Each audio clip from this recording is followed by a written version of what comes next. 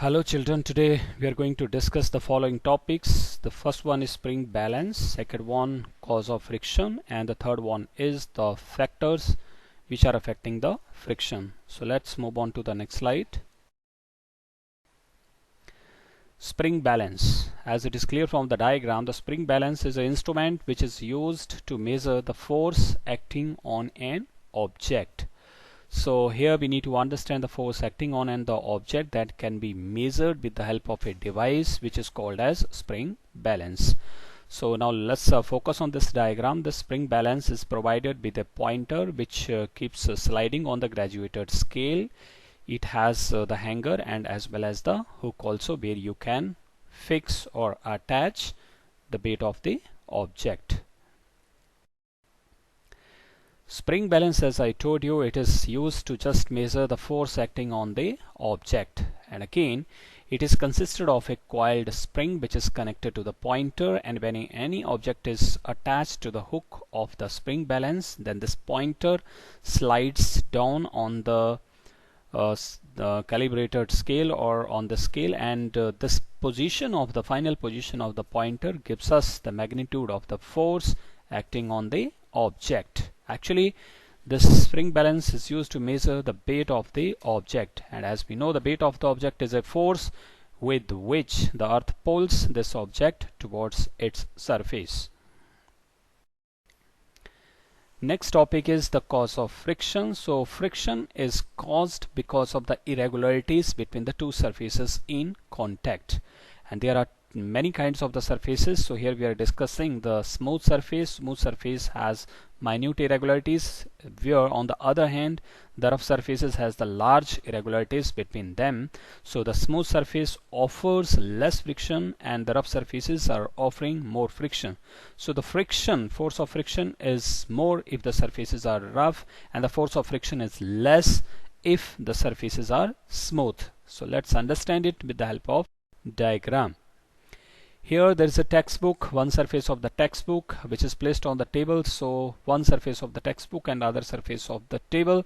So if you look at it minutely with the help of the microscope, then people can see the large number of irregularities which are present on these surfaces. So because of these irregularities, they oppose the motion of the object. One surface when slides on the other surface, so it is only because of these irregularities with them they lock into each other, and this irregularity, this interlocking, opposes the motion of the object. So rough surface offers more friction and the smooth surface offers less friction. Next topic is the factors affecting the friction.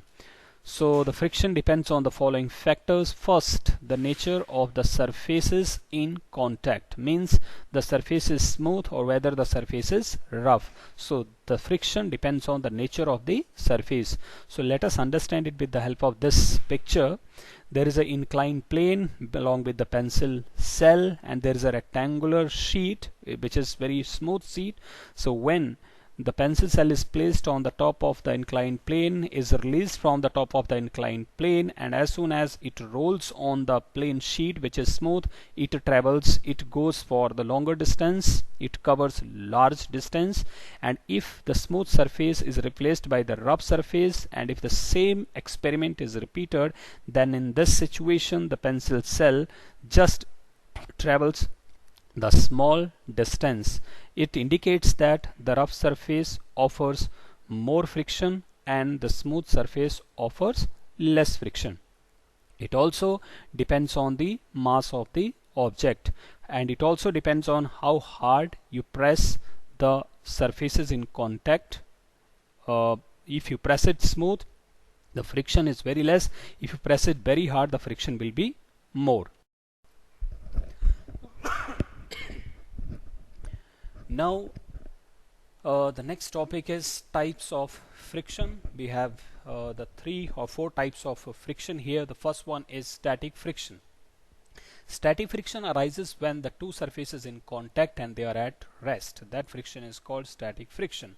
Sliding friction arises when the two surfaces in contact and there is a relative motion between them, wherein the one surface slides over the another surface is called sliding friction. Come back to the rolling friction. Rolling friction depends on the cylindrical surface, the nature of the surface, the shape of the object. Rolling friction means when the two surfaces are in contact, wherein one surface rolls on the surface of the other object, then this friction arises between the two surfaces in contact is called rolling friction. Another type of the friction is fluid friction. So the friction which is offered by the fluid is called fluid friction. When an object moves through a fluid, then the fluid offers a friction, and that friction can be reduced by using the lubricants, that can be reduced by using the streamline shape. Because streamlined shape, like the shape of a ship or the fish or a boat, these shapes offer less friction to the flow of water or to the flow of air. So it is very clear, that is, which friction is most, which friction is least. So look at this rectangular box. Inside I mentioned the three types of friction. First, the most friction is static friction. Static friction is the larger friction, and the sliding friction is little less than the static friction, and the rolling friction is the least friction. So this is all about the today's lecture. Thank you.